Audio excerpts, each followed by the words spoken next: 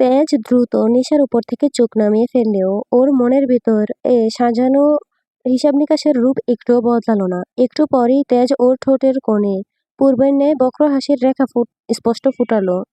নিশা ওর হাতে থাকা গোলাপটা আঙ্গুলের ফাঁকে ঘুরাতে ঘুরাতে তেজের দিকে তাকিয়ে বলল, কি হলো বেব? চোখ নামিয়ে নিলে যে? আমার এই লোক কি তোমার পছন্দ হয়নি? আমাকে কি দেখতে খুব খারাপ লাগছে? তেজ বিড়বিড়িয়ে বলল। মানুষের রূপ নিয়ে স্বয়ং শয়তান দাঁড়িয়ে আছে সামনে। তাকে দেখার রুচি আমার মতো ভদ্র ছেলের না হওয়াটাই স্বাভাবিক। নিশা ভ্রু উঁচিয়ে বলল, কি বললে? গলা খাকারি দিয়ে নিশার দিকে তাকিয়ে শান্ত স্বরে বলল, বললাম অনেক সুন্দরভাবে সাজিয়েছ তুমি জায়গাটা। নিশা মনমরা স্বরে বলল, শুধু ঘরটাই সুন্দর লাগছে তোমার কাছে, ঘর সাজানো মানুষটাকে না? তেজ বলল, তোমাকে শুধু সুন্দরই না, এক কথায় হট লাগছে। এই বলে তেজ ওর শরীর থেকে শার্টটা খুলে ফেলল। এখন শুধু সাদা রঙের টি শার্ট পরা আছে ওর পরনে। অতঃপর বলল, তোমার রূপের আগুনে আমার গরম ধরেছে, দেখেছ? তেজের মুখে এমন কমপ্লিমেন্ট শুনে নিশার শরীর ও মন খুশিতে যেন দুলে উঠল। নিশা বলল, এইসব আয়োজন শুধু তোমার জন্য বেব। পুরো রিসোর্টটা আজ বুক করেছি আমি। এখানে শুধু তুমি আর আমি আছি। আমাদের বিরক্ত করার জন্য কাউকে রাখিনি। তেজ মনে মনে বলল, তোর ভাড়া করা সাজানো জায়গায় আজ তোরই জন্য ফাঁদে পরিণত হবে একটু পর। নিশা ধীরে ধীরে তেজের দিকে এগিয়ে আসতে আসতে বলল, তুমি জানো বেব, আমি তোমাকে কতটা চাই? তেজ হালকা হেসে বলল, অনুমান আছে আমার তোমার চাওয়ার সম্পর্কে? নিশা তেজের একেবারে সন্নিকটে এসে দুহাত ওর গলা জড়িয়ে ধরল। সঙ্গে সঙ্গে তেজের মনে হলো ওর সর্বশরীর যেন যোগ পেঁচিয়ে নিয়েছে।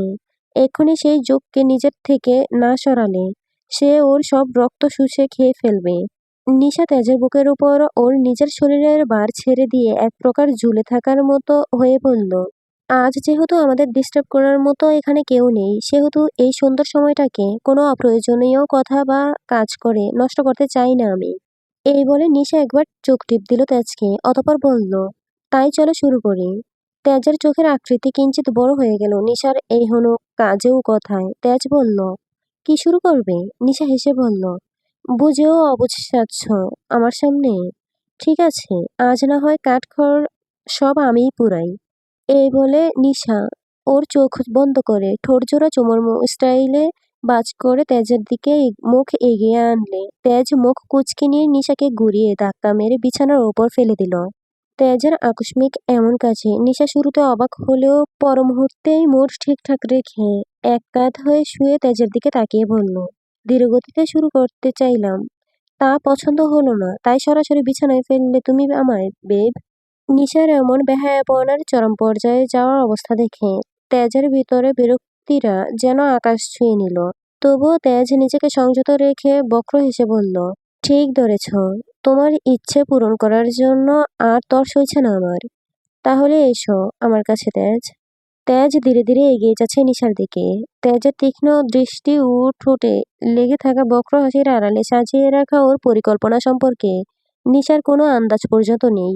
নিশা একটা ঘোরের মাঝে আছে।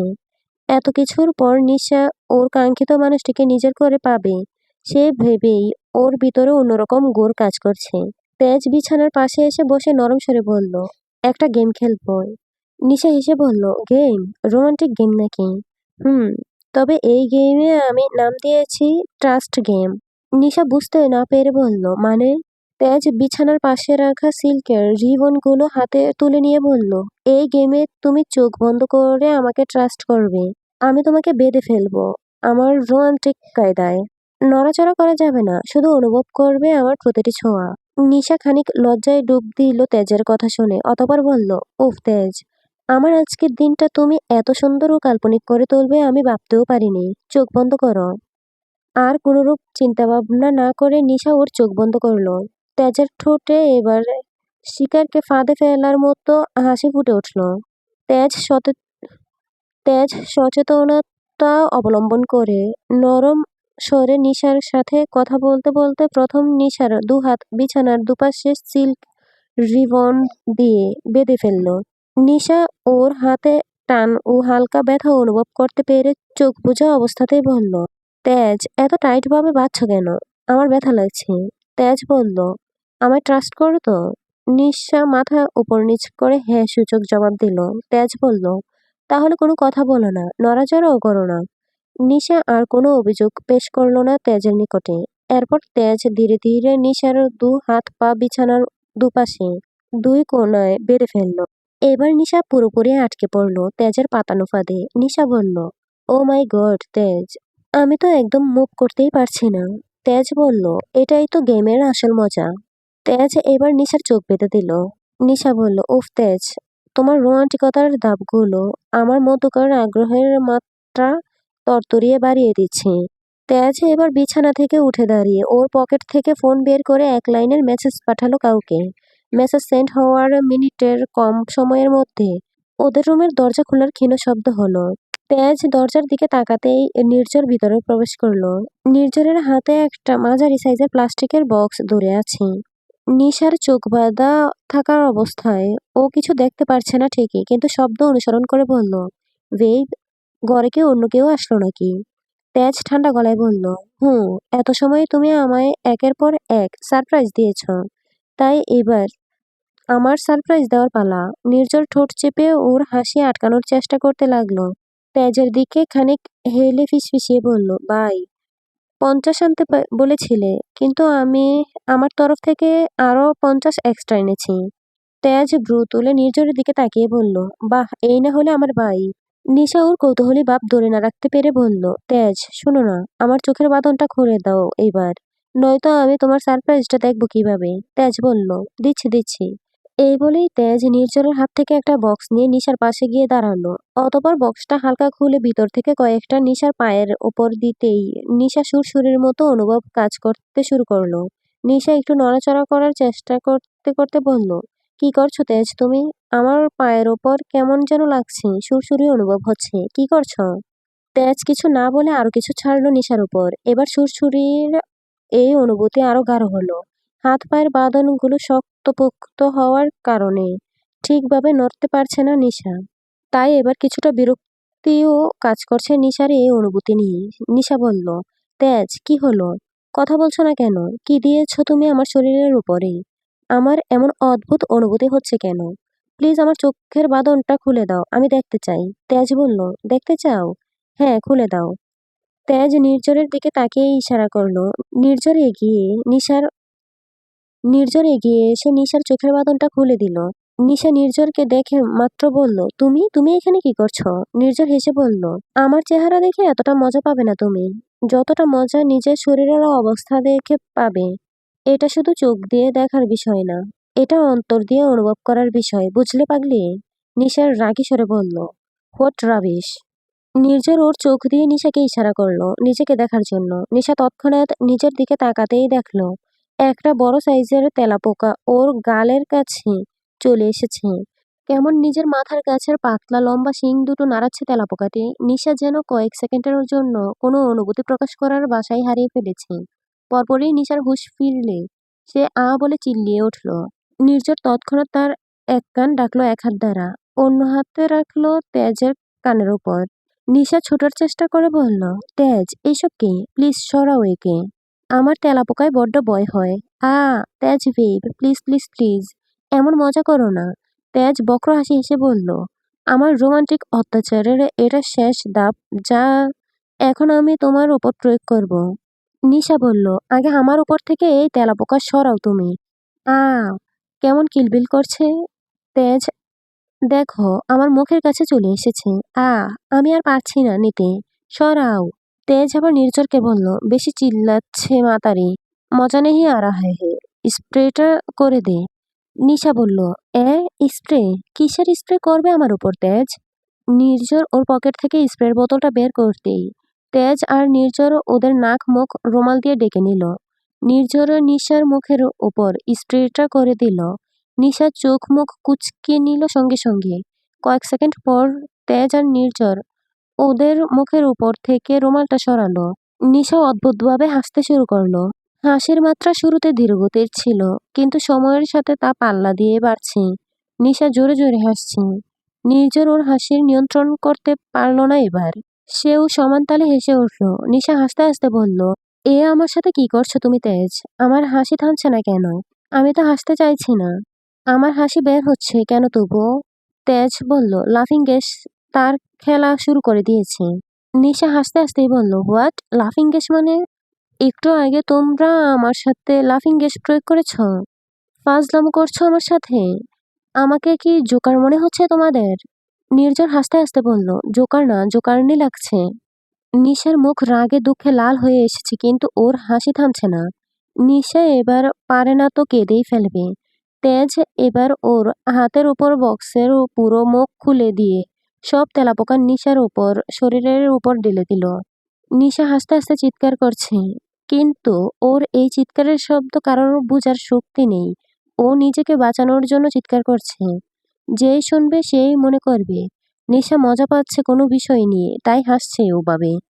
নিশার গলা এবার শুকিয়ে এসেছে। নিশার গলা এবার শুকিয়ে এসেছে চিৎকার করতে করতে হাসতে হাসতে। নিশা ওভাবেই ছটফট করতে করতে বলল, তেজ না প্লিজ, খুলে দাও, খুলে দাও।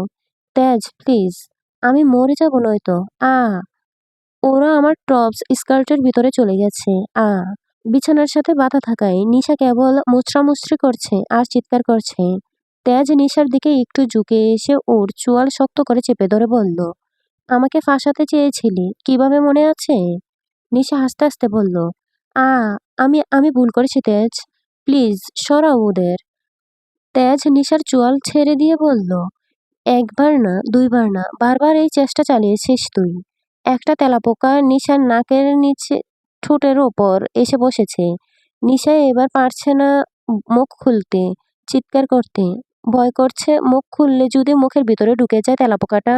নিশার ঠোঁট খুব কষ্টে শক্ত করে ধরে রেখেছে। হাসছে তবুও এভাবেই। মাথা হালকা নাড়ছে নিশা এপাশ ওপাশ করে। কিন্তু তেলাপোকা ওর মুখের উপর থেকে নড়ার কোনো নামগন্ধ নিচ্ছে না।